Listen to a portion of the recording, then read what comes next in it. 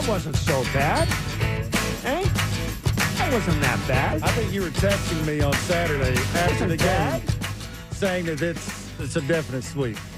So how do you feel about that? No, that was not bad at all.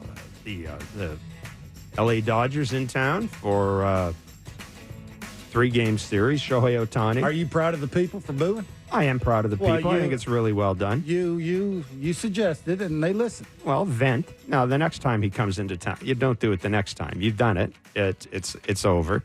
Don't be, don't act like you've been there before. You've done it. Relax. The next time, just thought you weren't treat going to him tell like any people other what guy. to do. I'm not, but I'm saying. Well, you did in that right case. there. Well, I'm suggesting they do it.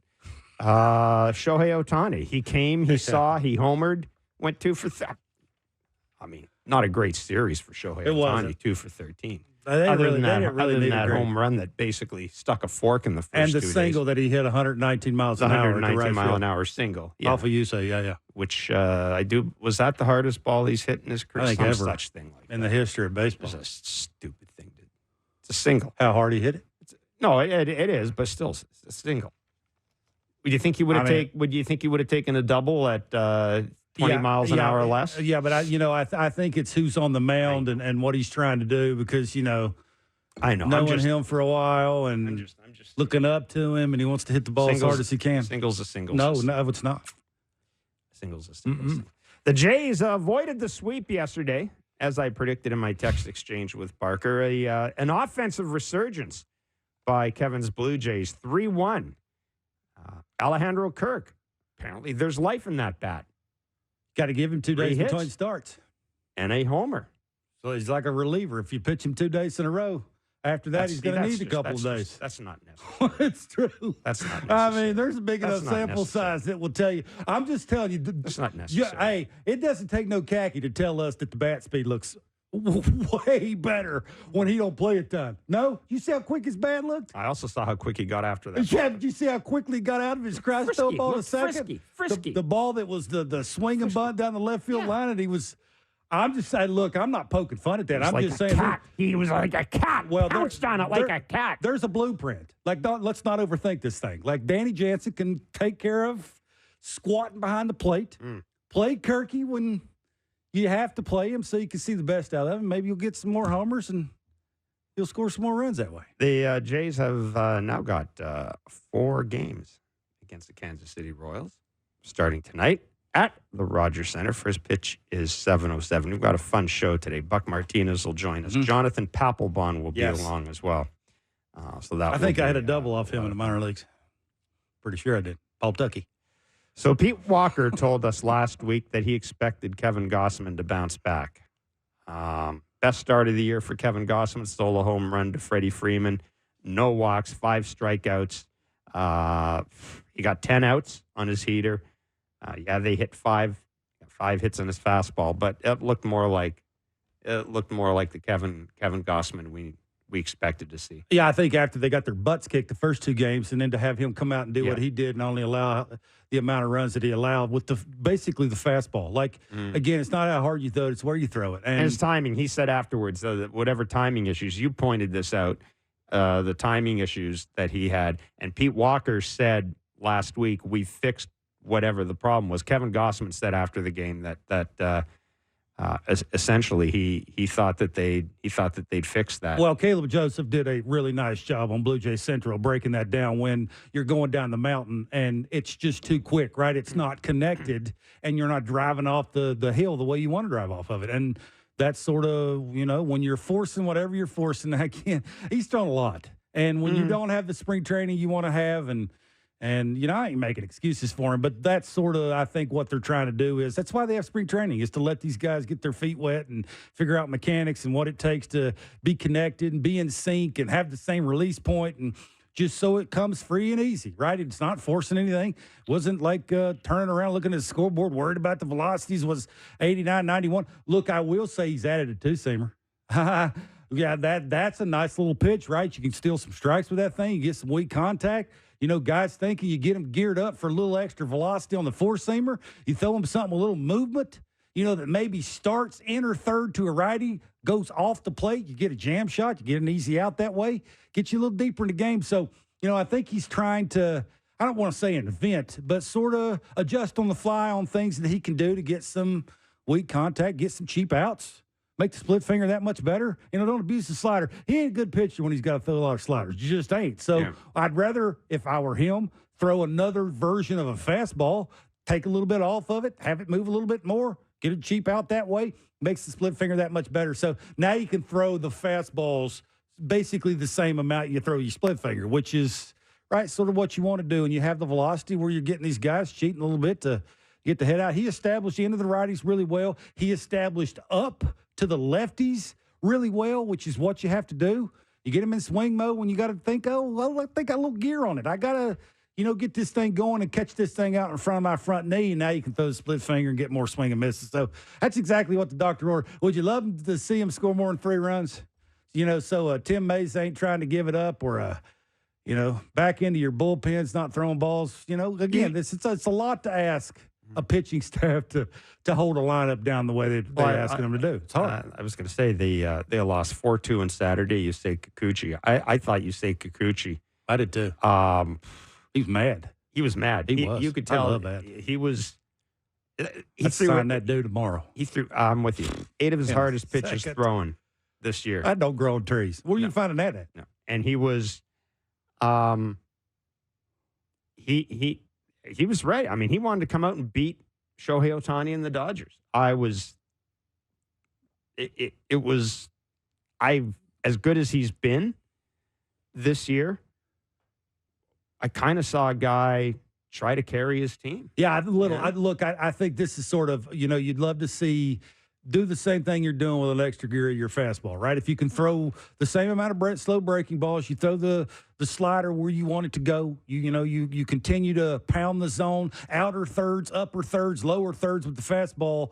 Then you can, sort of maintain the same amount of the slider and the slow breaking ball that you've been doing the whole time, and, have good misses with that. You could tell he was fired up. Like, he wanted to get after some guys. And, I know, Petey, when I think it was you asked the question about do they basically understand and know when your lineup's not scoring any runs? And Petey gave the sort of political answer. Yeah, absolutely. They absolutely do. Like, they understand if they give up 3 runs in the first 2 innings, the game's over. Like, they understand that. So, yeah, I think you're seeing that from these guys. Even with Kevin coming out there and the first pitch was exactly where he wanted it, at the velocity he wanted it, which would tell you that pin before he walked out to walk to the mound between the lines he was getting it ready, getting it going, because they understand how important every run, every pitch matters this time of the year when your lineup's not doing anything. So, yeah, this is good. Like, that's what you want to do, is take pressure off of everybody with the way you're throwing and commanding the zone. The Jays still managed 7 runs. Only 7 runs in the series. It is what it is. I hate to say it is what it is, because it was J.P. Ricciardi's favorite saying, but it is what it is. Who? Ricciardi used to say that all the time. It is what it is. He's the best GM ever in the history of Blue Jay? No. I had to ask, because he wouldn't know me if I fell on him. He did bring you up to the majors. Well, he gave me my chance. Ask him. He didn't say that. That's exactly what he said on our show. I know, but I mean, I just been in big leagues 3 other that teams was already. His answer for everything. It is what it is. Yeah. That was his answer for everything. Look, you can't. This is what they got. The talent's good enough. It's just now you got to do some soul searching. Like, you got to walk to the plate. We as the talent kept well. It is good enough. The track record's good enough. If you get the right pitches, recent track record's not that great. Now George Springer don't like the ball in as much with velocity. You got to try and lay off that. You got to try and get something middle or a little middle away that you can, be a little late on and still have hard contact. He's good enough to do that. Bo Bichette is, stop trying to hit homers in 0-0, 1-0, or 2-0 counts. Like, we've seen him sort of in 3 different modes, right? We've seen him early in the season trying to bridge in those counts, and we've seen him trying, sort of guide it because he ain't getting any hits over the other way. And now the last couple of days, we're starting to see if he stays within mechanics and the bat path is right and he gets it in when he's supposed to get it in, the ball will just end up where it's supposed to end up, right? Like, we've seen sort of 3 different versions, but it's time. They've had enough at bats that this is enough of this. And the Vladdy thing, look, that for me is mechanical. Until he just sort of realizes, in my mind, this is me talking, that he needs to make a mechanical change with his lower half, we're going to continue. That lefty that came in yesterday threw him 5 fastballs in a row. Now, I understand that the lefty he was facing, dudes are hitting 129 off his fastball. If I'd have told you 2 years ago that any lefty in baseball was going to throw Vladdy 5 fastballs in a row, basically was standing on the mound going, here you go, big fella. You know, I'm getting, you're getting I would not have believed you. You would have called me crazy. You're smoking that good stuff. That's just where they're at, right? And I just wonder what it's going to take for that to happen. And now turning like the ball up. So now you got to fight guys down, right? Like when you start hitting balls and teams make adjustments or the league makes adjustments, now it's up to you. And I believe they have talent. They have enough talent to do these things. They have enough bat speed. They have enough balance and rotation at the plate. They have good enough game plans off the field, I think, to not overthink it.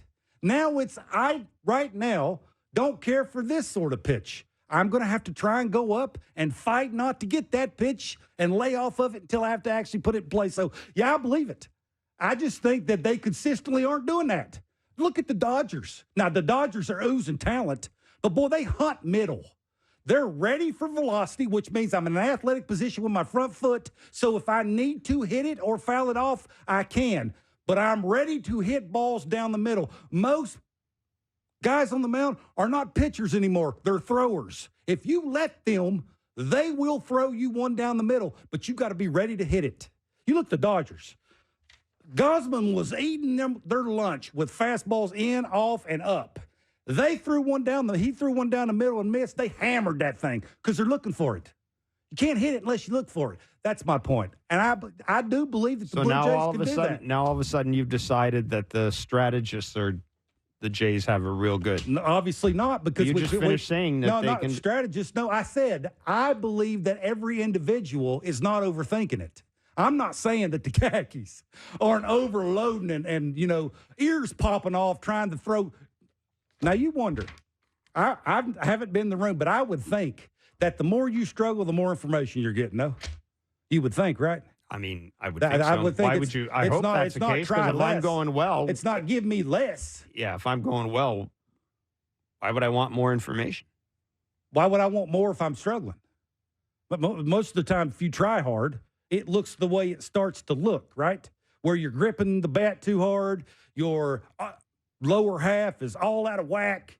You're swinging at things with 2 strikes you never swing at. That's Bo Bichette, right? Look, you can tell he's visibly frustrated because he gets a good one before 2 strikes, and then he gets to 2 strikes, and he's just sort of mentally trying to find it that he'll chase something that he normally doesn't chase. That's what I said. I think he is decently close because of, just not trying to get past mental hurdles and those kind of things. But, yeah, look, they really have no chance or no choice, right?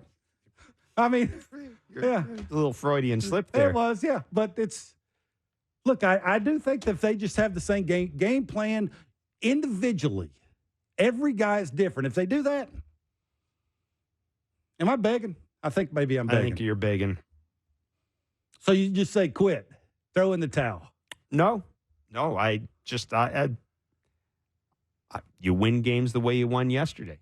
That's going to be tough. Oh, it is. It's going to be very tough. It has been tough. But Shy had a stat on Saturday, which my attention. Jay's scoring 8 runs against the Yankees on April 6th. Yeah. Only 26% of the base runners they've had have scored. That is the 4th lowest in baseball. And don't bother looking at the teams behind them because you won't like it. Yeah, I mean, Jay's 1 through 4 in the order hitting 226. That's 13th in the American League. That's where it's at. I mean, that's why every boss that runs the Blue Jays have come on every show, and every time they've spoken to somebody, they've said the exact same thing. The first 4 guys need to figure it out. And yeah, there's nothing. There's nothing coming that's going to help them.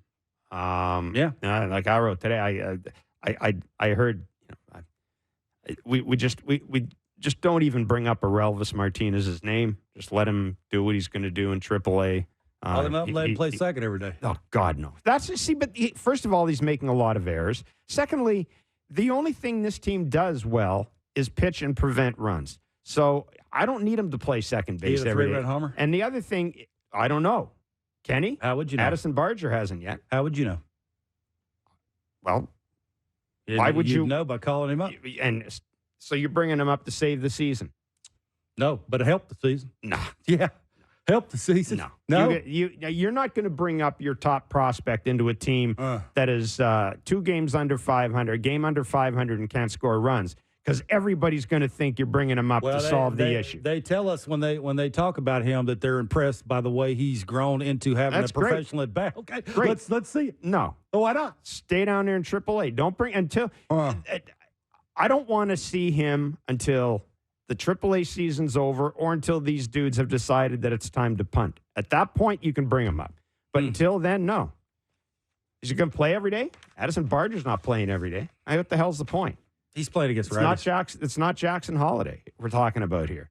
And the Orioles aren't the Blue Jays. So I don't just leave the kid down there. Leave the kid down there and let him have a good season. He's not going to do anything up here. He's not. And as I said, you bring him up, what are you telling people? Well, we think he can. Yeah, I don't care what I tell. But at this point, people, it doesn't matter. People don't think that way. Yeah, it does. It does. I think it does. It does? Okay. I think it does. I mean, I'm sure they'll care about the kid, which they should, and have on when to call a young kid up. Dude, and when he is ready. You got a $230 million payroll. You should not be relying. You should not be relying under 500. You should not be relying. You should not be relying on a 22-year-old kid who is learning a position. Yeah, I don't think they're asking him to come up and carry the team. Well, but helping out would be nice. Helping out would be nice. Where are you going to play him? At second base? Who cares? Play him anywhere. Yeah. DH him. Play him anywhere. That's just stupid. You can put people anywhere. Stupid. That's stupid. Why? Because you say that's stupid? Yeah, exactly. Oh, wow. Exactly. There's some kind of marvelous blueprint behind the scenes that is the perfect right time to call a guy up. Yeah, come on, dude. I think there is. When? I think there is. Is it a certain amount of at-bats? It's got to hit 900 in the minor leagues? What is it? I think the Orioles have shown that there is a right time to bring a guy up. That's the only reason that kid got off to a slow start in the big leagues, because he didn't make the team out of spring training. And mentally, that'll mess you up. Anyhow. Yeah, what's he going to go minor leagues hit 390 again? What's going to happen then? You going to call him right back up in 2 weeks? Probably What's not. the difference? Probably not. So it's not the easiest thing. Hopefully they can get it going, to your point. But, man, it's like, stop telling us how good you think the kid's doing then. Don't tell us that anymore. Okay, so don't talk about him. If he's that good, and if your team's struggling offensively the way it is at the big league level, what better time? Yeah, that's right, because he might be the difference between 4th place and 5th place. Maybe bring a little energy to other guys. That's a hockey thing. Bring a little energy. No, it's not. It is. Barger brought energy? Has he made a big change? Because he's not getting any hits. Has he made a big change? It's performance-driven, Jeff. Has he made a big change? It's like Snyder coming up last year. He didn't bring energy. When he was raking and hitting homers and back leg, he got some hits. A lot of hits. Didn't bring energy. It broke records. Didn't bring energy. What did that make? That make George Springer a better player? George Springer's, it's on the back nine. I think that's silly. Brought energy. Next thing you're going to say that he helped create momentum. Come on. Just saying. I played long enough to know the guy standing on the mound has something to do with that. No, something. Got everything. But when offensively you're really not doing a ton. $230 million payroll, you should be able to find an answer. And you got 1,000 hitting coaches. You got Donnie Baseball running the show. But we're going to bring up this kid because he hit some home runs. Because he hit some home runs at Jeff AAA. Blair said not. That's it, right? Again, they're not gonna, I would think, because they don't have a ton of places to put him every day. They wouldn't want to put him in left like they did Barger. Like they're just running out of places to play in. You've already got enough second basemen. You do, and they're not your issue. That's not your issue. Kevin Biggio's not your issue. Absolutely David Schneider's not your issue. IKF, not your issue. Ernie Clement, not your issue. So I don't see why you would sacrifice defense. Again, one of the things you do well on the off chance that some guy hitting in the 8th spot is going to run into one. I mean, Revels can't catch a ball right at him. I don't know. Have you seen him? How many errors has he made? 6? I mean, second base? I mean, defensively, it's basically the ball right at him. It's left or right. It's what everybody was telling me. But, okay, yeah. Anyhow, I mean, speaking of the Jays minor league system, Brandon Barriera's agent sent out a tweet or whatever the hell you call it on X. Well, you know what they call it. You just said X. Yeah, sent out sent out something on X that Barriera is undergoing. He's getting the full meal deal from Dr. Keith Meister. He's getting That's too bad. TJ and a brace put on. So there you go. And you know, that is of consequence for the Blue Jays, not because he was going to be anywhere near the majors this year, but if you're looking to trade somebody, if you're looking for trades, you've got Tiedemann injured, although he's not going to need surgery. You got this guy injured, done for a while. Yeah. I mean, who knows? If you needed to trade somebody, it would be a Relvis. You would have to. It's the only guy that's going to get you. Maybe. But he's going to come up here and save the year, according to you. So why would you trade him? Maybe he's going to come up here and play second base, hit cleanup, and hit like 10 home runs. So I don't know why you'd trade him. I don't know why you'd trade a Relvis Martinez. He's going to single-handedly save the franchise. You know as about as much as I do, or anybody, or any of them khakis that think they know when the exact right, perfect time to call a kid up is. Could be the greatest Blue Jays player of all time. Let's be honest. Could be the greatest Blue Jays player of all time. Bring him into this happy. Bring him into this happy situation. When you write stuff and somebody thinks differently than you do, wow. Well, no. It's like, boy, well, since I wrote it, it's got to be right. Yeah. Come on. Can we both agree that the first 4 guys can't hit 220? Yeah. How about that? We both agree on that? We both agree on that. There you go. We both agree on that. Yes, we do. And we both agree that I think that when you watch the Jays outfield defense yesterday, it's outstanding. I mean, you know, I run prevention's boring. There's a couple of times a year when it's exciting. It was exciting yesterday. The Springer play. That was actually, you know what? I'm going to say this. This sounds really dumb. Don't say it then. This is a hell of a game.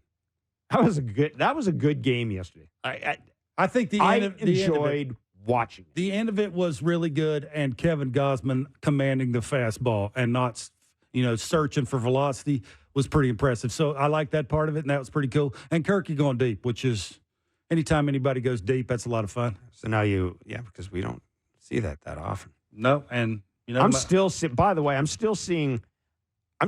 balls that I think are going out that don't go out at this place. Yeah, I think every other team that has power don't have that issue. So I'm thinking it's more about the Jays than it is.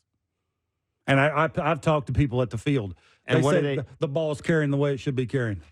So, and we've had on here. We've had 2 or 3 people on this show that have said the ball. We've had people say ball's carrying exactly the way it's supposed to be carried. We've had people say harder. That.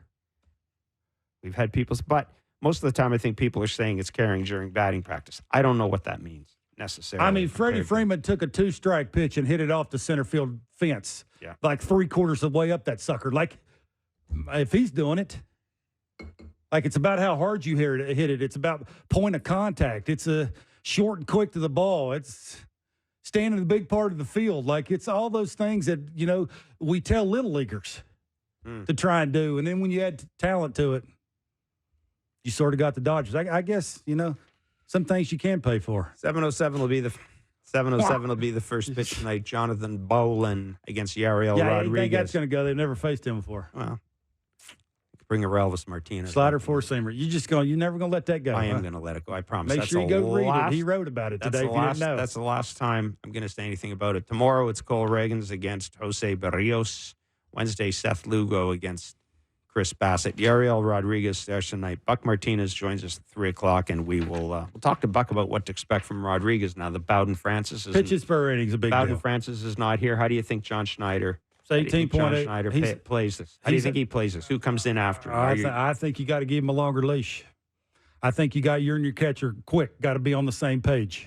Outer thirds, attack the zone. You got great stuff. Trust it. Trust your fastball. Command your fastball. We've seen that. Command that, and all that other stuff you want to throw will work.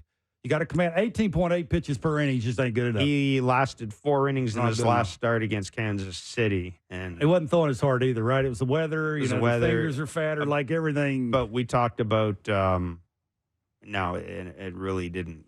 That was not the greatest game in Blue Jays history either. That was the Addison Barger having the ball blowing by him and everything.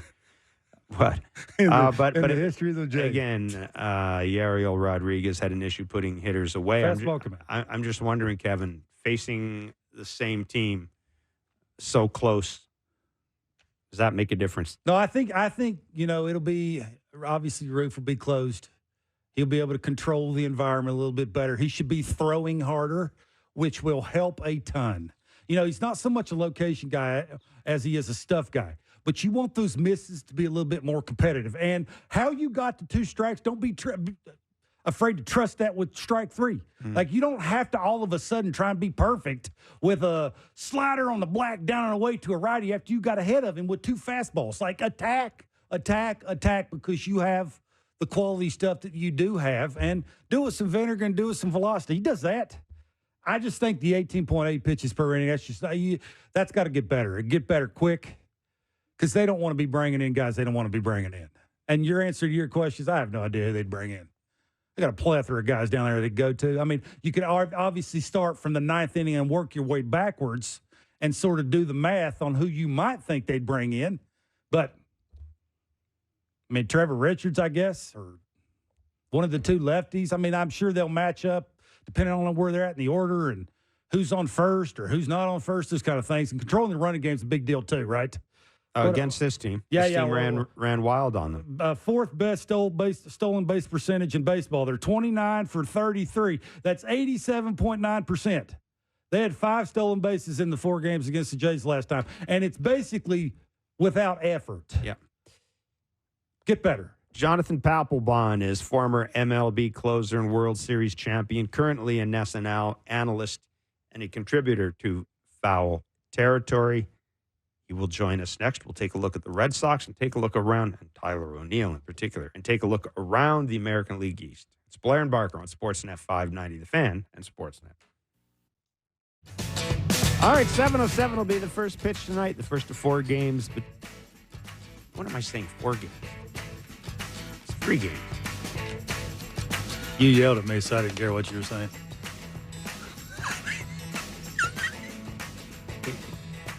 Yep. Used those 4 game series. Anyhow. 7:07 will be the first pitch tonight. We've got Royals and Jays tickets to give away with our trivia question. Tickets to see the Royals and Blue Jays at the Rogers Center this Wednesday, May Day, May 1st.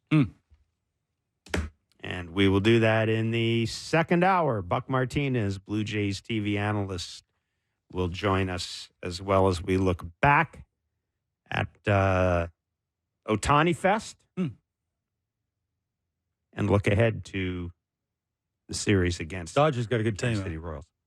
Yeah, they're pretty good. Yeah, they are. Yeah. They're really hard to pitch to. Yeah. Not certain I trust their pitching. I think they'll adjust that.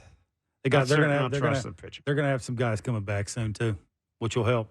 They got a whole starting rotation on the IL. So, and they've got enough dudes that they've got enough guys that if they have to, they can put together some sort of trade. Hey, what's happened to Gavin Lux, by the way? They'll win 95 games because they can hit. What's happened to Gavin Lux? He's got some big holes in his swing. I mean, that's a lot to live up to. 2 years ago, he was the thing.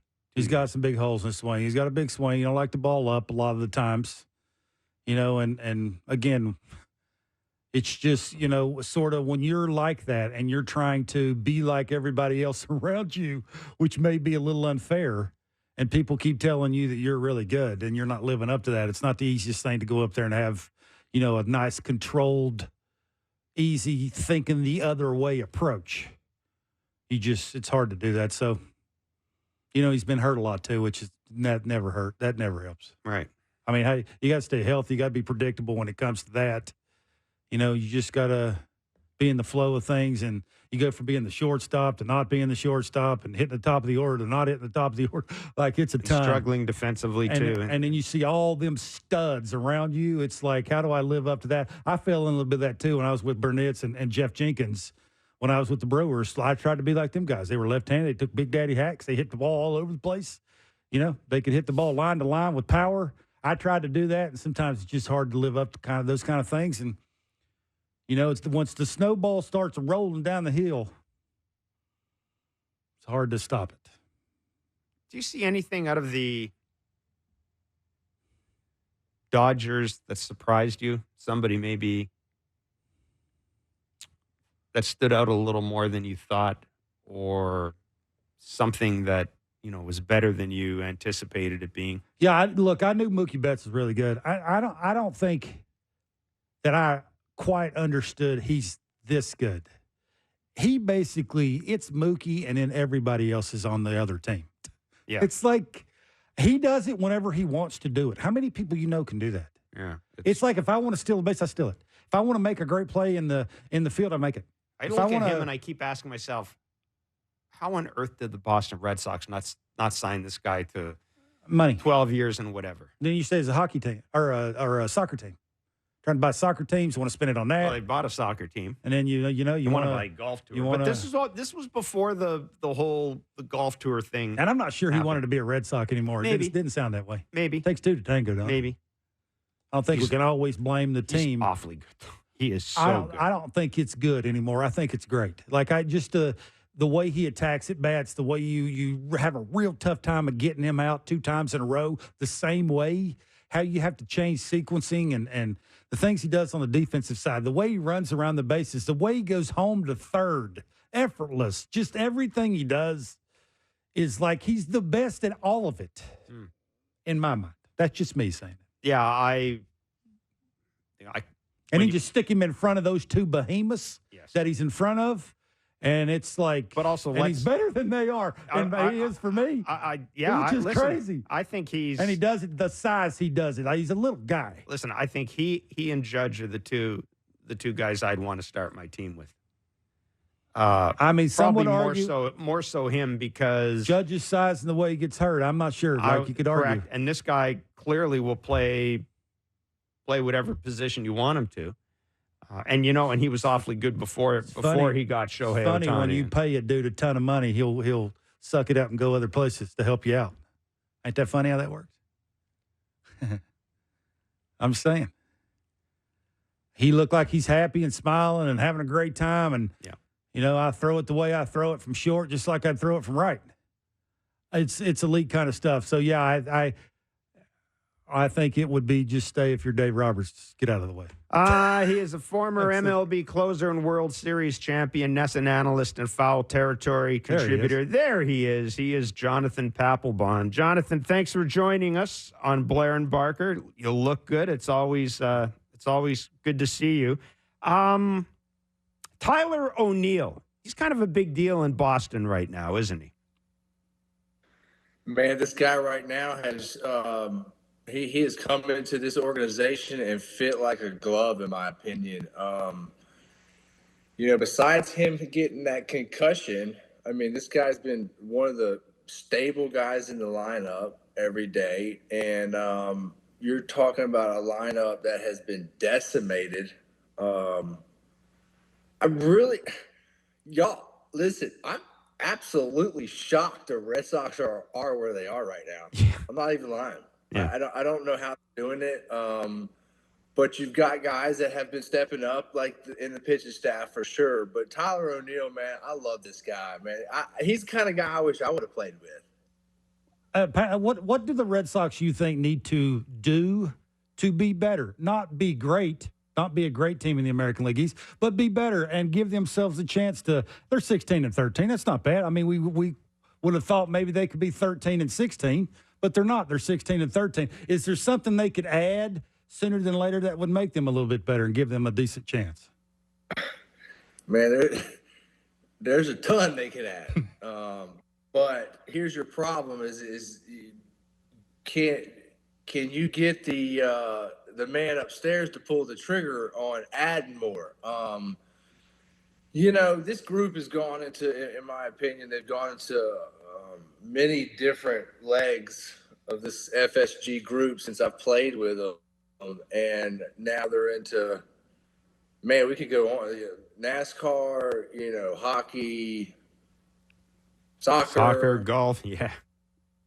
golf now. I mean, you name it. So at some point, the Red Sox, I feel like, have gotten diluted a little bit. And it's not the old days of, man, we have, Mike Lowell batting eighth in our lineup anymore. I just don't think you'll see those lineups anymore.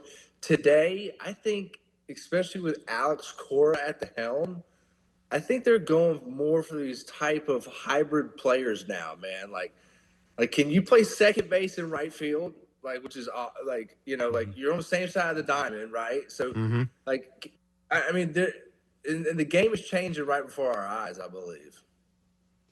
We've seen the Red Sox in the past win a World Series when not many people fancied them, right? I mean, the year Steve Pearce was World Series MVP, and I can remember coming out of spring training, a lot of the word in Boston was this could be one of the worst years the Red Sox have had in recent memory, yada, yada, et cetera, et cetera. They went on to win the World Series.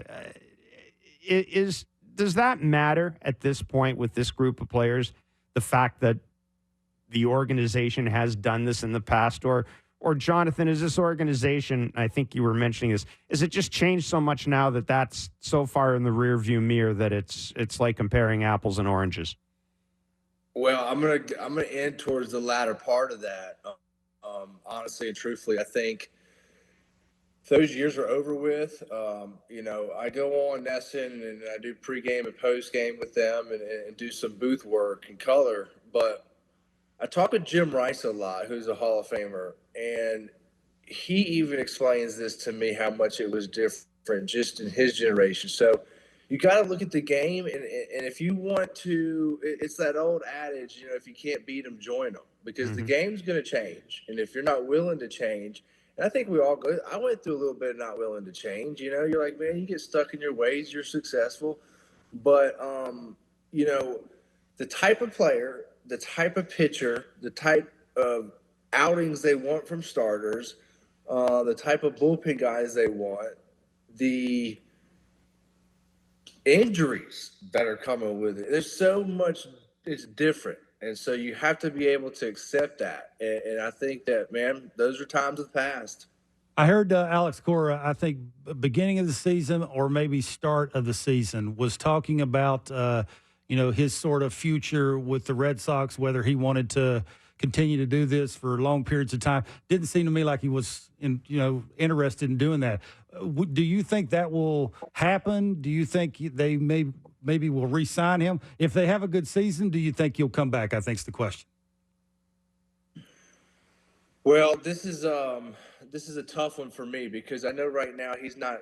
And the reason why he gave that answer and you have that from him is because he's really not entertaining that right now. His hands are so full. He's having to, in my opinion, he's having to go out there every night and play chess without his queen, like without one of the best damn pieces every single night. It's either Devers is out, Tyler O'Neill was out, Costas is out, Pavetta is now been out, Giolito out. So he's not playing with what other teams are playing with. In fact, when I was up there doing shows, they had what I called a 4A lineup out there. I mean, they didn't even have a big league lineup. Guys that are great in AAA, but they suck at the big leagues. Okay, you're the perfect person to ask this. Hitting's down throughout the entire league. Do you think it's weather, or do you think the pitching's too good? Man, weather. I'm not even buying that. To be honest with you, I'm not buying that at all. I'm buying the pitching. It's insane what guys are doing now, but with what they're doing comes a cost. Do you want the biggest and best piece of advice I ever got was from Mariano Rivera, and he told me I'd have to go out there and strike everybody out. And you could go out there and get one pitch and get the guy to roll it over. Man, you could pitch the next night, the next night, the next night. And guys just don't do that anymore, man. It's max velo, max spin. And, this spin rate is funny because when I was playing with Kurt Schilling, we wanted to see how many times we can make a ball do one complete rotation before it would get to home plate. And I felt like if the ball completely rotated 4 full times, then that means I had a good fastball that day. Interesting. That's cool. We are seeing Yariel Rodriguez pitch tonight for the Blue Jays. And one of the, I don't know if I'd use the phrase issues, but one of the things people have noticed about him, and it's contributed to a lack of efficiency, this is a guy who's got 6 or 7 pitches, but when he gets to 2 strikes, Jonathan, it's like he's searching for that pitch that's going to get him that strikeout. And we've talked about it. If they haven't hit your fastball, why not throw him a fastball? What does it take for, and I understand he's a starter right now, and you finished your career as a reliever, but what does it take for a pitcher to kind of realize that I don't need my whole arsenal? It's nice to have stuff in the hip pocket, but when it comes to efficiency, I've just got to, if a pitcher's gotten me to a certain point in the count, I've got to stick with that. I don't necessarily have to start experimenting.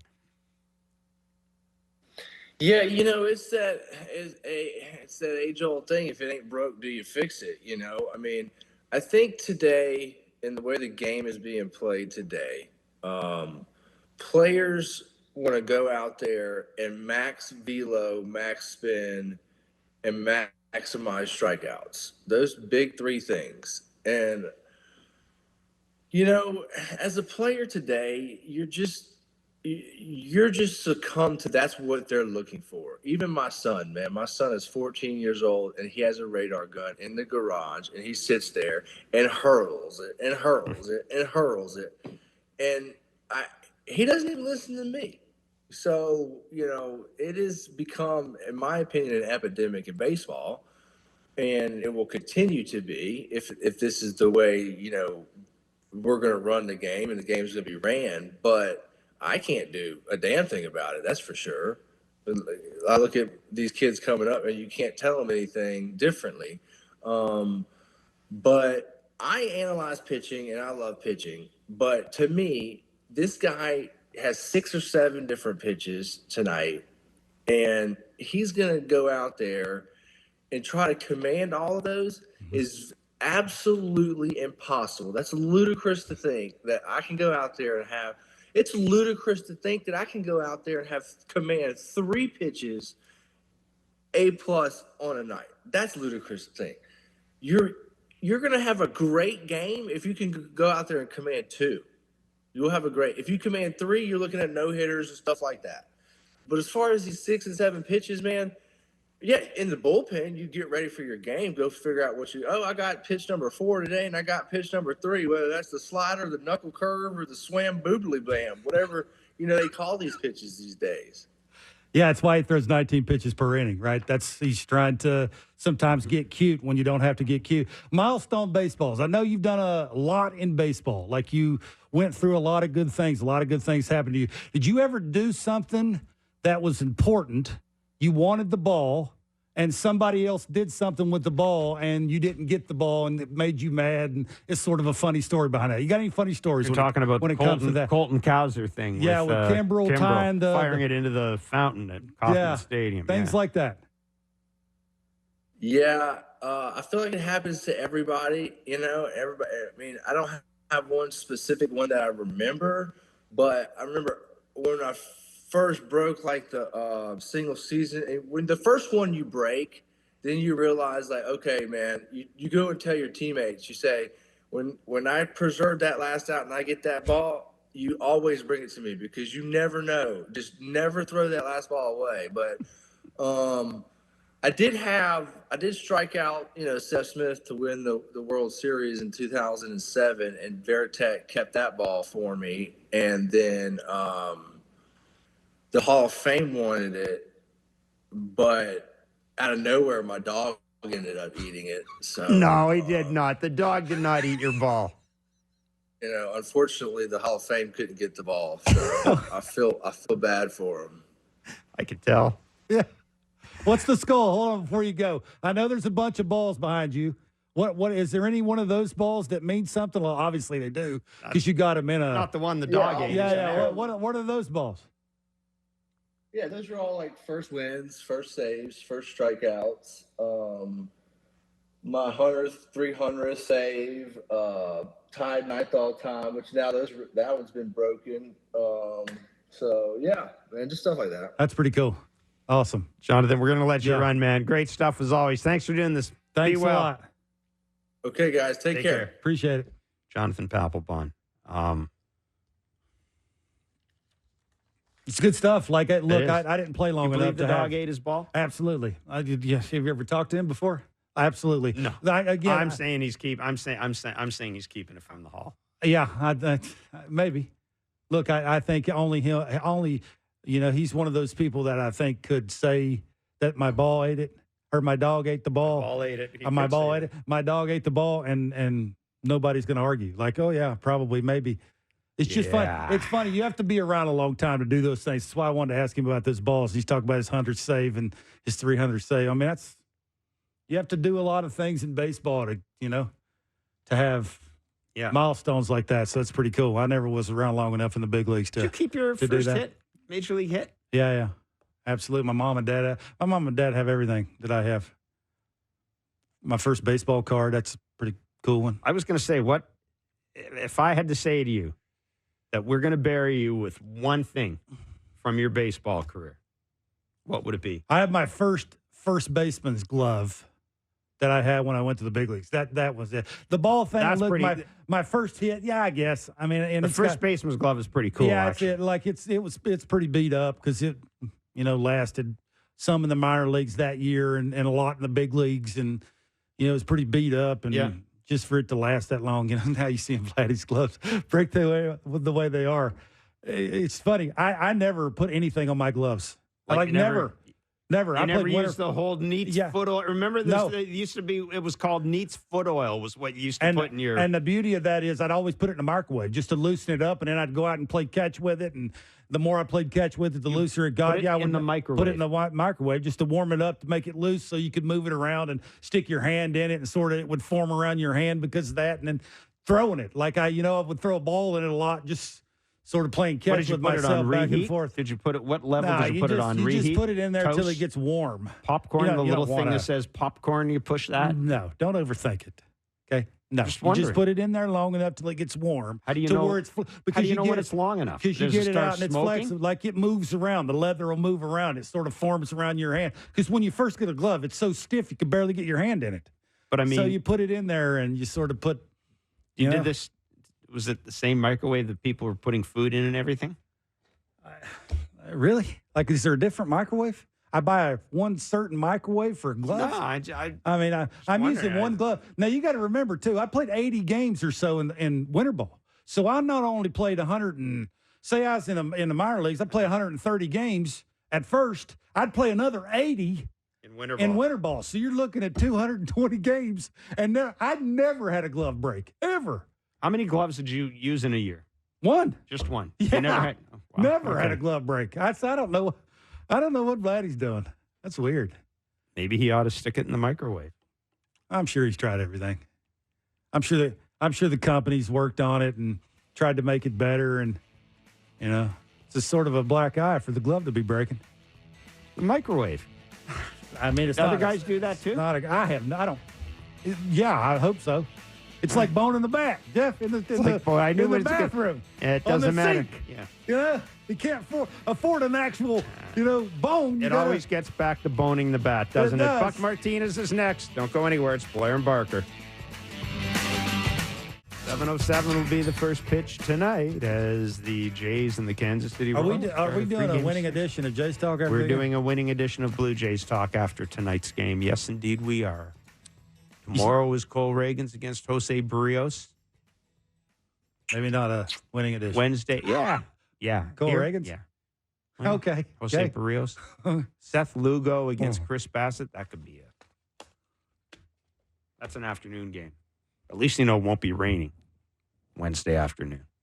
Or if it does, the roof will be closed, so it doesn't matter. They won't be calling the game 3 hours and 38 minutes after the way they did the last time. 4 games versus the Royals. They're 5 for 30 with runners in scoring position in the 4 games. That may have to get better. You could probably pick any team and say that they were 5 for 30 with runners. 5 for 30 is not good. It's not Second lowest batting average runners in scoring position in baseball, the Blue Jays. behind them. The White Sox. They swept though this week. They swept your Rays, I believe. Yeah, Ray's not in a good place either. Rays are not in a good place. Rays are in a worse place than the Jays right now. Ooh. They're behind the Jays in the standings. They're 3 games under 500 for the first time since April, 2021. And that, I told you at the start of the year, that pitching magic, gone. Having said that, the Rays will probably finish second in the division and go into the playoffs. They No, finished they're- higher than they're- the Jays? No, I don't. I think this is the year they take a step back. Sure looks that way. Yes, I think there will be, unless things change here, because this is the one team that has the pitching to change things. My fear is that there could be a bit of a gap between Orioles, Yankees, and the next team. Now they're playing each other. Their series starts tonight, I believe, the Orioles and Yankees. Let's see how that turns out. But clearly, it goes without saying that somebody's got to start hitting. Captain Obvious, I know. Great analysis. Anyhow,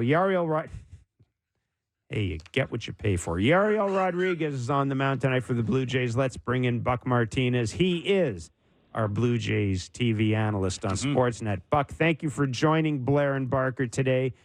Yariel Rodriguez is going to see the Royals again in a relatively short period of time. Any advantage or disadvantage in that matchup? And with Bowden Francis not here now, how do you think the Jays will play it with Yariel Rodriguez?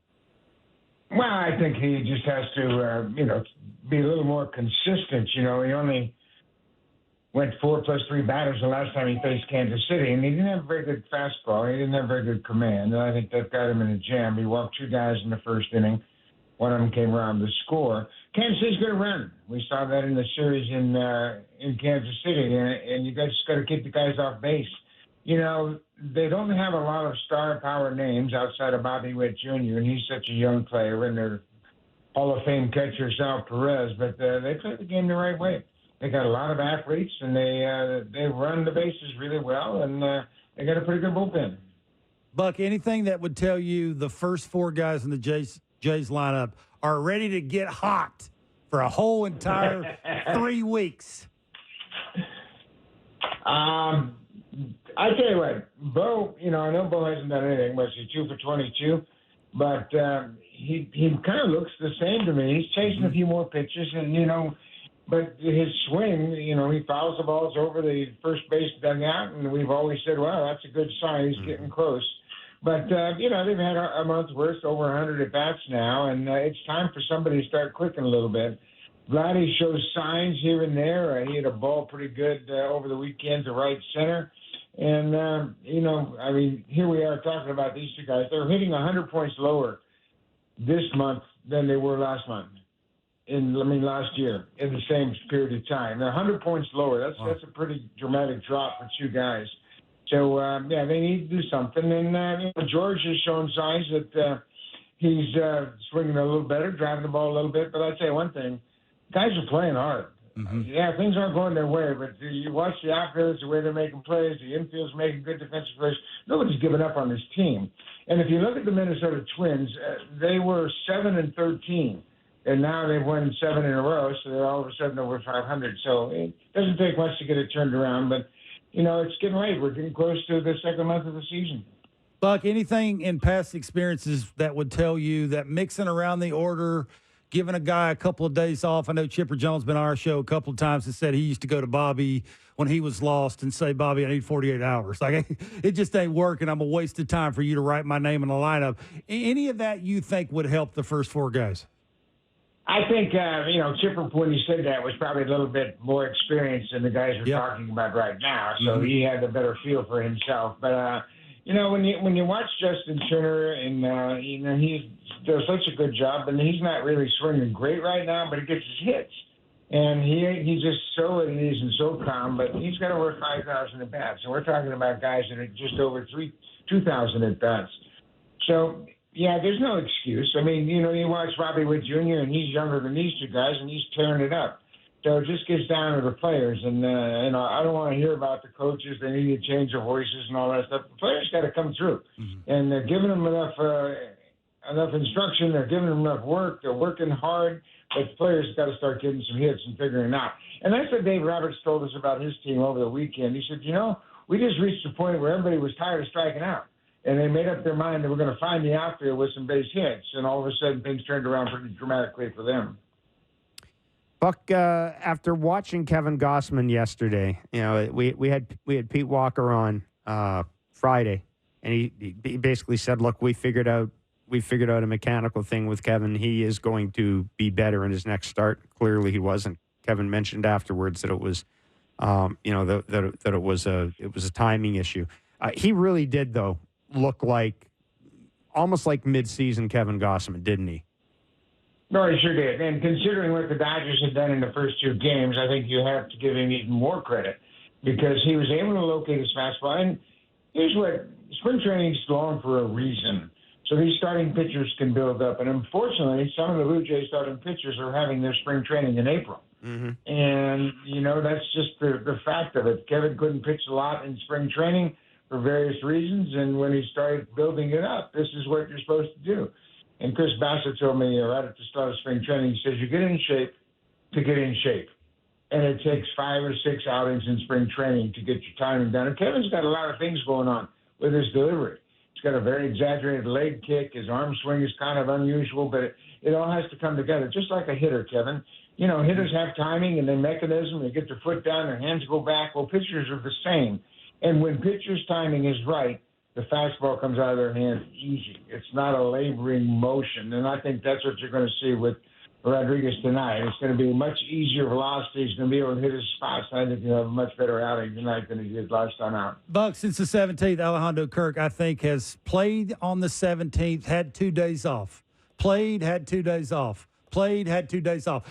Just look to me like bats quicker. Movements are much more crisper. Like he's just moving around. Like it's, he's feeling frisky a little bit out there. You think they found a little blueprint on how they want to play him behind the plate? Yeah, I think he played too much right there with Danny being hurt. He had to. And he's made 19 starts already. And that's a big load. And we're a guy, he's not the best physical specimen. Everybody knows that. But at the same time, when he's rested, he can hit. Yep. And I love the direction of his hits yesterday, and hit the power ball to out of the ballpark and right. And that's the way he swung the bat in spring training. You guys saw him swinging the bat in spring training. Everybody was encouraged by that. And then Danny gets hurt, and he's got to catch every day. So I think that wore him down a little bit. And, yeah, I think now the coaching staff understands that he's probably best if he plays a couple of days a week, and Danny does the rest. Okay, so now we've had a chance to see the Dodgers up close. They offensively, they certainly came as advertised. Buck, how do you navigate your way through that lineup if you're an opposing pitcher? Just like Kevin Gausman did. You make good pitches. You see what they did at the top of the order yesterday? I know Betts finally got a double in the 8th inning, and Freddie hit a home run, but other than that, he held them in check pretty effectively. And I don't care how hot you are or how good you are. If a pitcher executes his pitches and sequences the pitches properly, he's going to get you out. And history suggests that because even the best players make 7 outs every 10 at-bats.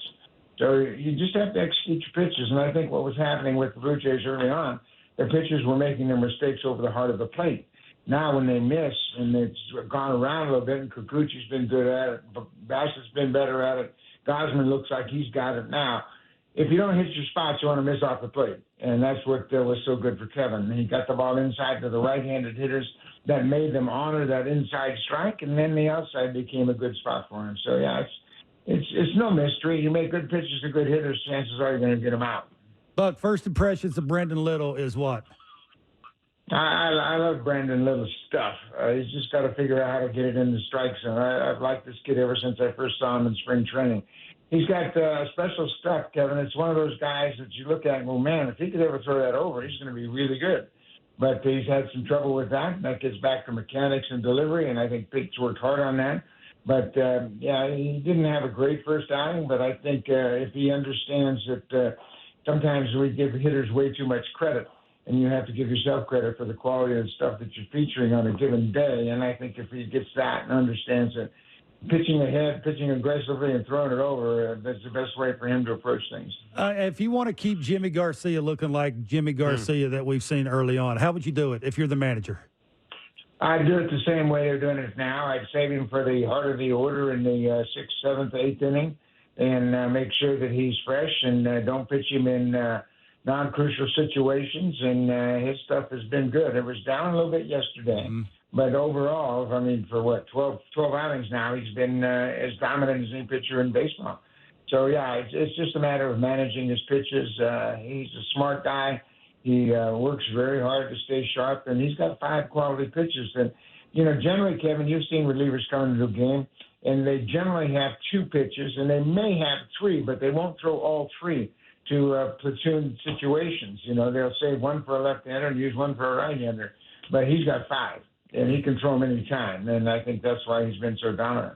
Buck, you've been in a lot of clubhouses, and I'm sure you've been in clubhouses where one side of the ball is really good, the other side's not. Sort of like the Blue Jays, right? Pitching's really good, hitting obviously is not. And I've been in some clubhouses where the side that's going really well is not afraid sometimes to pop off to the side that's not, right? Sort of that, don't be afraid to catch up. Let's start getting this going. It's about time. Is there any worry of that, you think, in this clubhouse of, I know they're good people, I've been in there, I've talked to them, but Buck, you know as well as anybody, these are grown men. Like, this is how they make their living off of, you know, you're a hitter first, then you are a defender first. And when you're not hitting, you get a little moody. Is that a thing? You think that's an issue going forward here for the Blue Jays? That's something they need to worry about. I give you 100% correct credit because I agree with you 100%. It is an issue, and guys do get moody when things aren't going well. Yep. You got to do a tremendous job to separate the two. If you're a position player, separate defense and offense. But, you know, I don't get a sense that it's an issue. I think these guys trust each other, and I think they've got a great leader in Justin Turner. And I know Turner has looked around and said, what are we doing here, folks? You're swinging at pitches when the guy's not close. And I think he's called out the players when he needs to say, hey, let's get back to having good at-bats and get good pitches to hit. And you can't hit if you're chasing pitches out of the zone.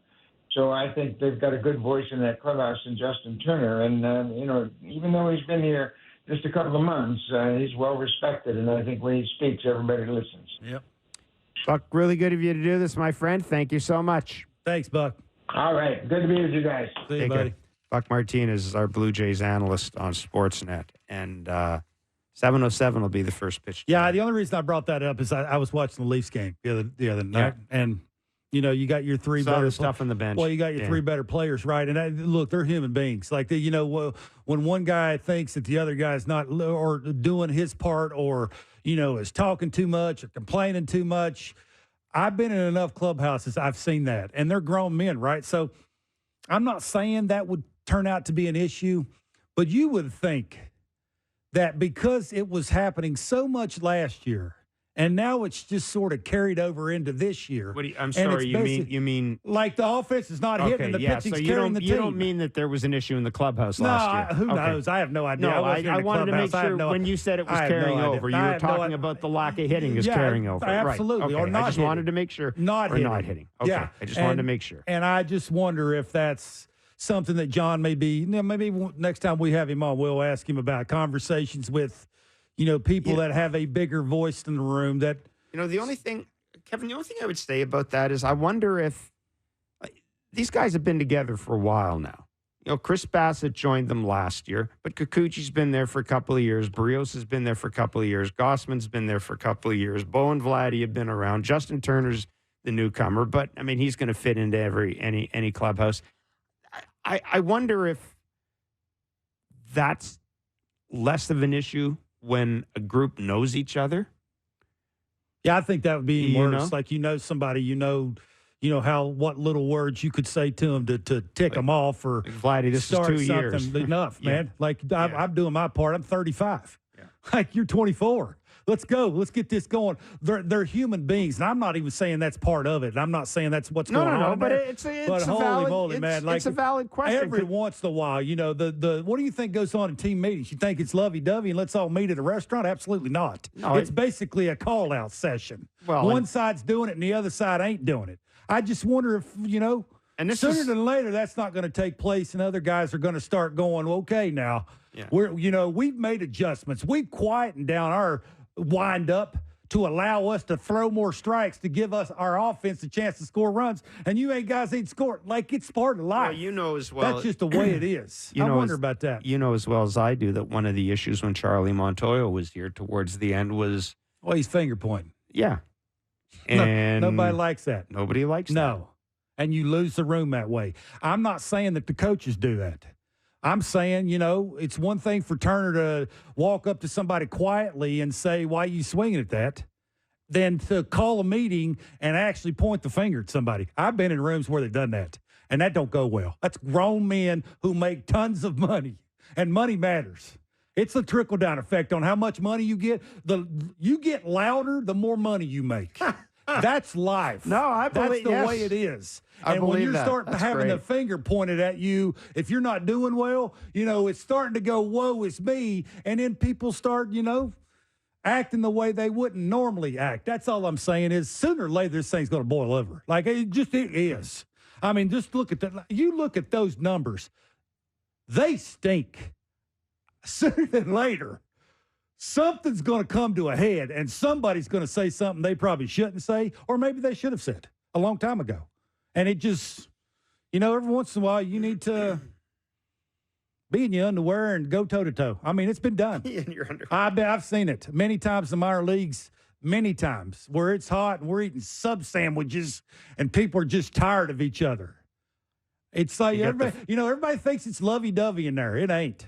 And now that you're stinking at your job, it's really not. It's really hard to show up to the yard and be like happy to be there. I know they're making tons of money, but they want to do well. They understand when they don't do well. Me and you, people like us have to go on these shows and say bad things about them, and they listen, and they don't like to hear that. So I just wonder about that. That Leaf thing, when I saw that, sort of, because I've been in rooms like that. I've been in clubhouses like that. I've been around where managers are calling players out and saying their name, and the manager. I ain't saying the manager. Yep. And it's never a good thing. So I wonder. I wonder, and I wonder if you can get in front of it. If you're a coach or a manager or a GM, you get in front of it. I mean, I saw that thing on during the Leafs game as well, and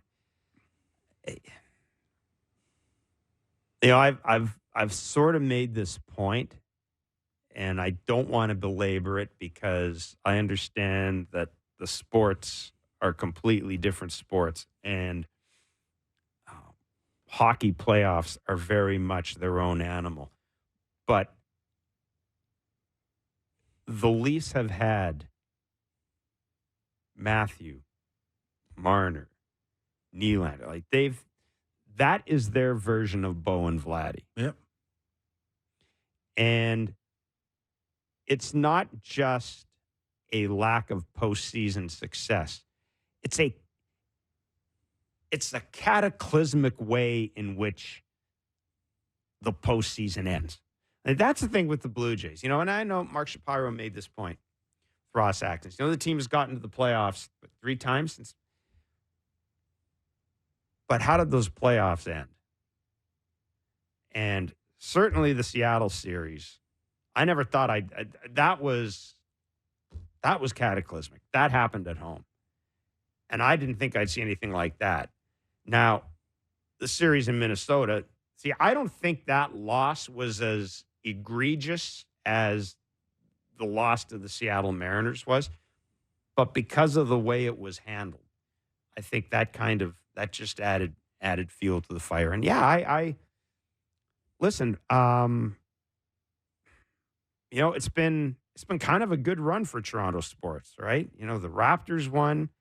The Leafs have been interesting. TFC won at one point along the way. The Jays, 2015 and 2016, they had, Batista and all those guys. Like there was a while where things are really good here, but now it just seems as if the Leafs and the Jays are kind of joined at the hip a little bit in disappointing people. Do you think that was a bad look?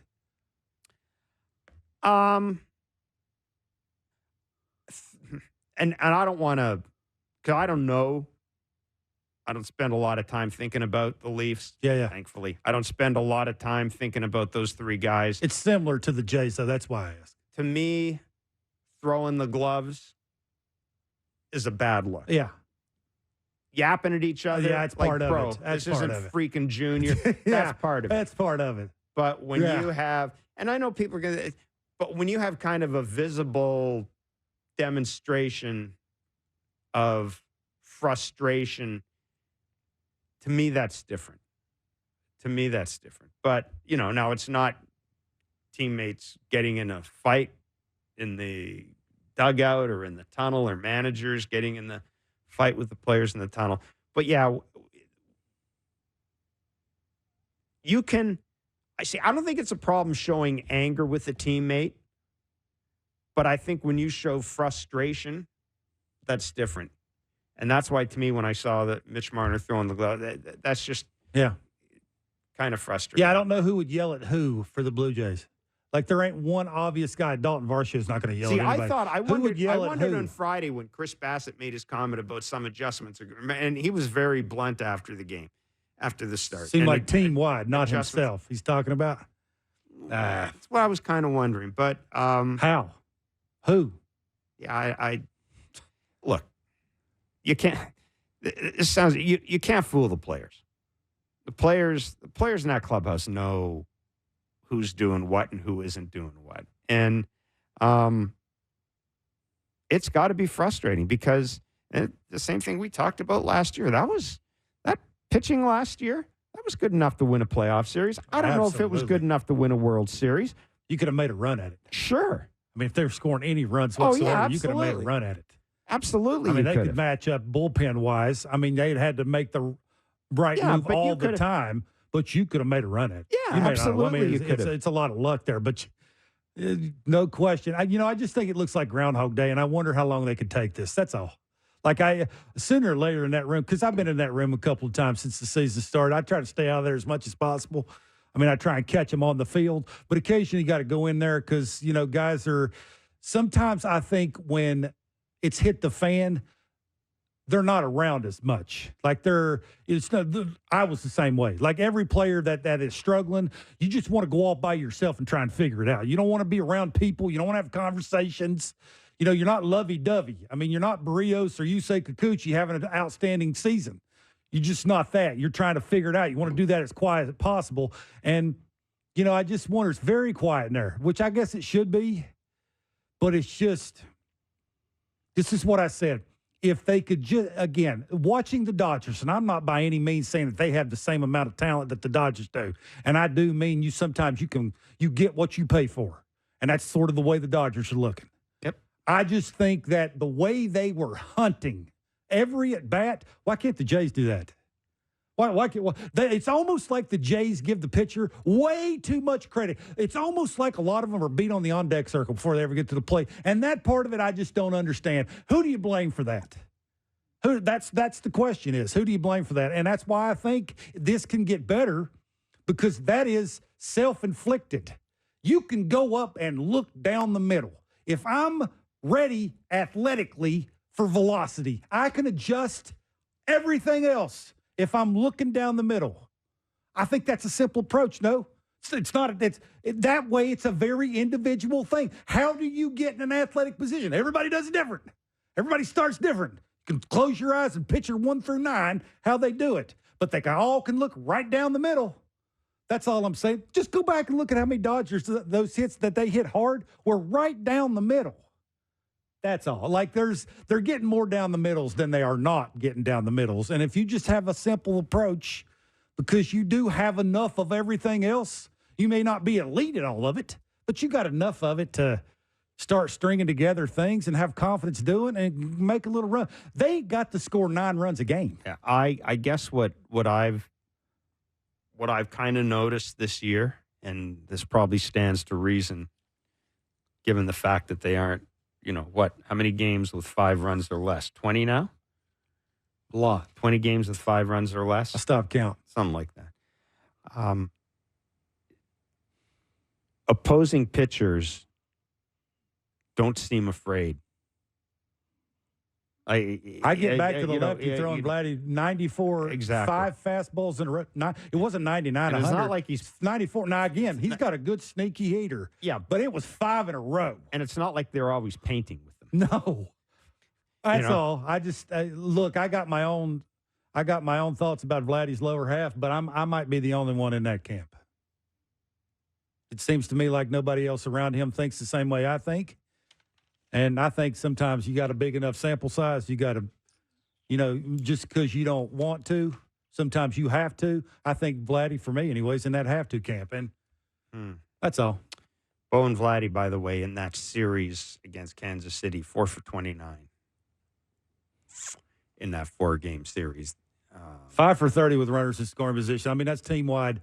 Just the quality of bats that they are not having. With a dude standing at second and third. Even the runner at third and less than 2 outs has got to get better.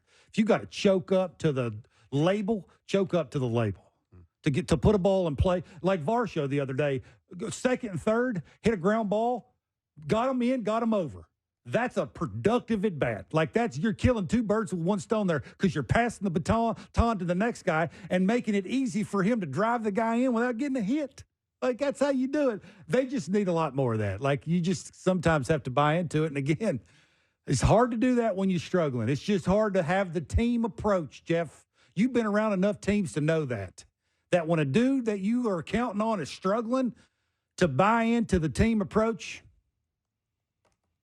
hard. We've been giving you the chance to win Blue Jays tickets all season long here in Barker. Here on Blair and Barker. Yep. Here on Barker. About time you admitted it. It's Barker. It's Barker, starring Kevin Barker with Kevin Barker. When we come back, we're going to give you a shot to win tickets to see the Jays and the Royals on the Barker Show with Blair on Sportsnet 590 The Fan and Sportsnet. All right, let's give away these here tickets, shall we, Mr. Barker? We've been giving away tickets all season long here on Blair and Barker. All you have to do is text the correct answer to our daily baseball trivia question to 590. Our last trivia question and answer was Royals fan Caleb Humphreys, also known as the Amish-looking dude, caught a controversial home run off the bat of which Royals player in the 2015 ALCS? The answer was Mike Moustakas. Had the Blue Jays had a healthy Brett Cecil, they would have won that series. And they would have gone on to the World Series. Well, they won it. Yeah. Today's question is to win tickets to see the Jays and the Royals at the Rogers Center on Wednesday, May 1st, May Day. Which team did the Royals, this is easy. Which team did the Royals face in the infamous Pine Tar game featuring George Brett? Again, which team did the Royals face in the infamous Pine Tar game featuring George Brett? Text the answer to 590 for your shot to win. See rules at sportsnet.ca/590. There you go. Afternoon baseball on Wednesday. The Royals recalled Jonathan Bolin today. He will start tonight. He is taking the place of Alec Marsh, who, as you remember, was knocked out, literally, out of the game by Addison Barger in Kansas City. The Royals have lost 2 games in a row, Kevin. But they're 17-12. It's the 4th best record in the AL, just behind Cleveland. Hands up if you called that. New York and Baltimore. They're the 3rd team in MLB history to win 17 games in the first month of a season following a 100-loss season. So this is not, obviously, we've talked about it, It's not the greatest division in baseball. But they are definitely the Royals. They're definitely going in the right direction, aren't they? Yeah, I think they manufacture runs by the stolen base. They keep the other team from scoring. I mean, they have they're allowing a major league best 3.1 runs per game. I mean, that's about as good as it gets. They score a lot of runs in the first and second inning. I mean, Dan Shulman always talks about that with the Blue Jays on how many runs they don't score. They're fifth best in baseball at scoring in the first and second inning with 39. I mean, that's a lot of runs, right? So if you're the Jays pitching staff, at least early, you got to hold them off the bases. They have a catalyst behind the plate. I mean, he's like throwing to a barn door as big as he is. And, I mean, you see how small his catcher's mitt looks when he's holding it up and just the way he controls the game. And you know, and then I saw that stat where Salvador Perez has hit the most home runs by a catcher since 2021 with 101. And I asked you who was second, and you told me Danny Jansen. And that's funny for me because Danny don't play a ton. If Danny played a lot, that would have been a really good guess, but he don't play a lot. Will Smith is second in line with 70. So he's hit 31 more home runs than Will Smith. Absolutely, than the second best home run hitting catcher in baseball. Yeah, I think they got right now in that division they're playing in. They may have enough. Not saying they're going to win the division because this is a marathon, not a sprint. But I do think they have a superstar in Witt Jr. who can do anything. I mean, he hit velocity. He can hit a breaking ball. He can steal a base. He's getting better on the defensive side. He can run the bases better than most people can run. You know, he can do basically anything you want him to do. We talked about that behind the plate. It's just the pitching. You think consistently that they could have enough pitching to keep other teams from scoring? That'll be I think the question. And again, you know, I think they need more power at the back end of at the pen. You just need more swing and miss back there. But you can't argue, I think, with the superstar they have, with the older veteran presence behind the plate. And I think baseball's better when Kansas City's good. I do. I think I like watching Kansas City play. I do too. Yeah, I don't know why, but I do. They haven't had a winning record since 2015. I'm just reading their game notes. Yeah. Their run differential through 29 games is the best in franchise history right now. It is plus 43, which is just behind Atlanta and Cleveland. And yeah, listen, they. I mean, I'm with you. It's a cool city. It's a neat franchise. It's a historical franchise, and and Dan has talked about the lack of offense in the early innings. Well, that's because 1 through 4 Blue is Jays. hitting 226. I mean, that's why I brought that up. The difference is, I'll give you an Now, example. we saw that yesterday. They scored in the second I'll inning. give you an example. Kansas City's 1 through 4 is hitting 268. That's fourth in the American League. So you got fourth and 13th. That's the difference. That their explains- stars are being their stars. The Jays stars are not. Like, you know, I mean, it's basically as cut and dry as that. And maybe if they figure it out, they'll be a little bit better. I just think Kansas City right now, you got to beat them. Doesn't look to me like they're beating themselves. And you got to play all parts of the game. Can the Blue Jays tonight hold a runner on first base? Like, you know, I'd be running if I were on the other team. Like, because the pitchers are just not good at it. I know Petey gets mad at me every time I say that. He tells me some he's telling him that this, that, and the other, that they're better at it. I just know what I'm seeing, and what I'm seeing is people running all over the place on you. That's second and third. Well, I think you made the point very early in the season, though, that one of the reasons the Jays work so hard on that pickoff play at second base because they're giving up a ton of stolen bases. Because they give up a lot of stolen bases. It's about stuff, right? Do you want people taking away stuff because they're trying to hold a runner at first base? And what is that pitch com, or whatever you want to call it, done to that? Can you slide step? Can you quick pitch him? Can you hold the ball? Like, there's a lot going in this. I mean, Rodriguez got 5 pitches. He'd have to get the sign quick to be able to control the running game. Stand there and hold it. Quick pitch. Like, you know, stand and hold it one time. Quick pitch the next time. Like, change it up so many different times, because it looks to me like a lot of people are running. People that normally don't run are running on the Jays. That's even with Danny Jansen behind the plate. So, and that's something I think, if you're going to be a run-preventing team and your offense is going to score less than 4 runs a game, it's just a lot. It's a ton to ask, Jeff. It's my point. You're asking them not only to pay attention to the guy, and now you're starting to give up more homers too. They give up a lot of homers. Like last year, they were pitching down a lot. Their misses were really good. It was below the knees. It's very hard, right, for a hitter consistently to be good on the ball down, catch that thing up front, and get it in the air. It's hard, right? So your misses, their misses were really good. Now, maybe because of a lot of different reasons, but there's a couple things, the rotation, the pitching staff as a whole sort of needs to try and work on a little bit better and keep it in the yard, control the running game. Do they care?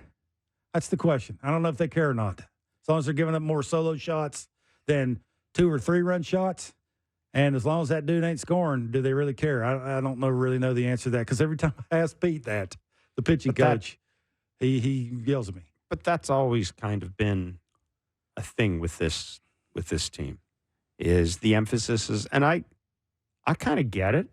The emphasis has always been on stuff and attacking the hitter at the plate. I kind of understand that. The thing that would give me concern about that is I think that could probably work and probably worked in 2015, 2016, 2017, but we are seeing the game skew. Yeah, they were scoring more runs differently than too. And that was the difference. The other point I was going to say is if I'm a pitcher and I know that my offense is capable of scoring 3.5 or 4 runs a game, or 5 runs a game compared to 2 runs a game, I'm probably going to approach.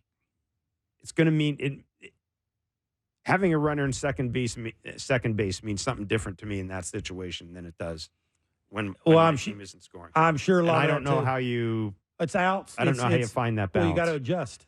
Like right now, you don't have a choice.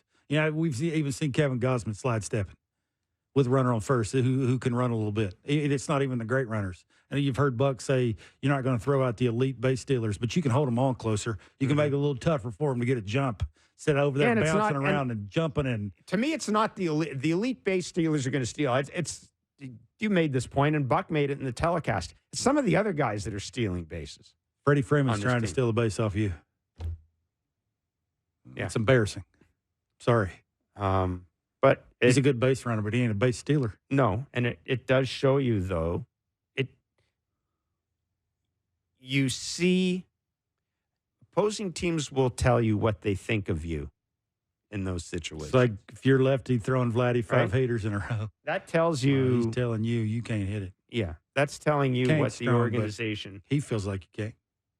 And you know where that comes from. Obviously, that's in the meeting, the hitters' meeting or the pitchers' meeting, where they're or I'm sitting in the bullpen and I'm watching Vladdy miss fastball after fastball after fastball. I'm gonna get in the game. I'm gonna go, hey, why flip him one to speed his bat up and give him a chance? I've told you this.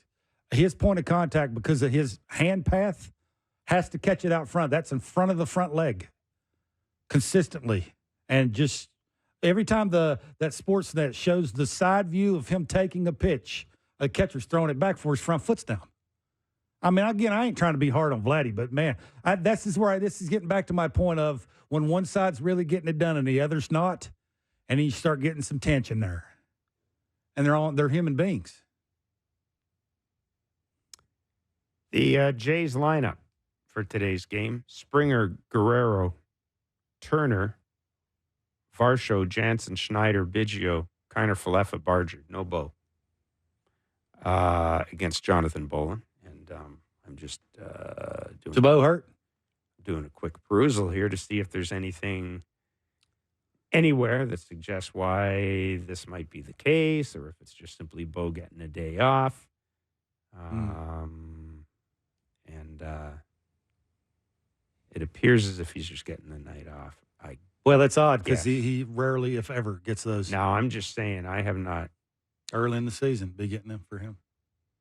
Yeah, I shouldn't say that. I don't know what's going on, which is not unusual for me. Can't remember him diving or that one time he dove, he was grabbing his midsection, but that was games ago.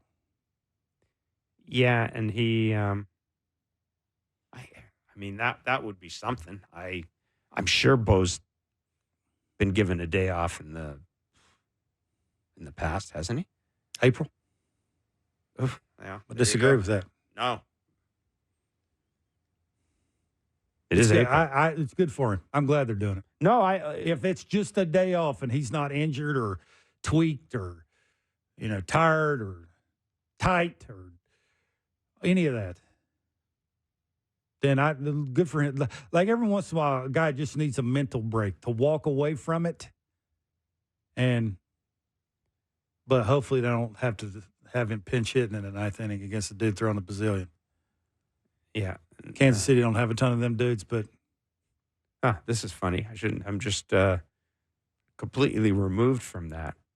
But the Orioles and the Orioles and Yankees are playing tonight. And Aaron Judge is in left field for the first time in his career. I don't know why. It kind of got my attention. That'd be a big series for the Orioles.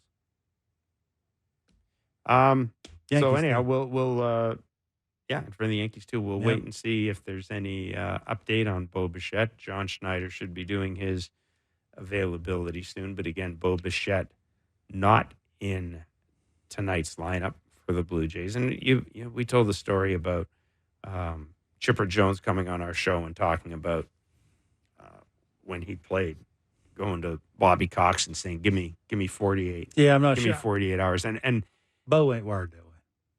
No. And Buck also made the point that, and it is an interesting point, you'd like to know, was that Chipper Jones after his 7th All-Star appearance where he went to Bobby, or was that early? Was that early in his career? No, I'm sure it's not early. You're never going to walk up to a Bobby Cox in your 3rd year of being a big leaguer and say, "Hey, Bobby, I'm going to need 48." I mean, that's common sense. That's not the case. But I guess what I'm saying was that, let me rephrase that. Was that late in his career? Like I'm sure it's in the final middle. 2 years or in the middle? I mean, he was with Bobby forever. I mean, the communication factor, I'm sure, is on point. And you earn sometimes having the conversation with your manager and saying that, "Hey, Skip, I need a couple of days to figure this thing out." You ain't going to do it in your first 3 years. I mean, and I don't think Bo's wired that way anyway, at least the Bo that I've talked to. So hopefully he's okay, and hopefully they're just giving him a day because they feel like he needs it, and that's okay. We haven't really I was just looking up his numbers right now. We haven't really talked about him. We've talked about him in passing, but David Schneider's had a nice week. Yeah, he's moved closer to the plate. Blue Jays. He's trying to catch the breaking ball before it breaks. I mean, that's common sense. You want to play more, you make adjustments. You make obvious He's got a huge OPS with runners in first base. I'm looking at some of his late and close at bats. He's having a decent season. I mean, he's not playing every day. He wants to play more. Like guys that want to play make obvious adjustments. I mean, he knows the challenge is the ball up. You try and get it before they can throw strike 3 to you on the ball up. I mean, it's like, I don't want to say it's genius, but man, it makes too much sense. You're sitting around going, what can give me a better chance of getting in a lineup more? Okay, I need to hit that breaking ball down and away a little bit better. If I can do that, how do I do it? Scoot closer to the plate. I've been saying that forever, Jeff. But again, it's hard. It's very hard to do that. It's hard for established guys to do it. It ain't hard for David Schneider's of the world to do it because David Schneider sees what nobody else is doing, a lot of, and he's thinking to himself, boy, how you get paid more is to play more. And I can keep pushing my case by doing this. Not a ton of people are hitting the ball like I'm hitting it. What if I started hitting it just that much more? I'm going to play more. More I play, the more money I'll make. It's about making money. I mean, it's you walk up. It sounds to me like he's walked up to a coach, and Turner, I think Justin Turner told him that too. Scoot close to the plate, catch it before it breaks. What?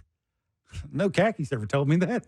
Like, it's just that some of those things are just so obvious that you wonder.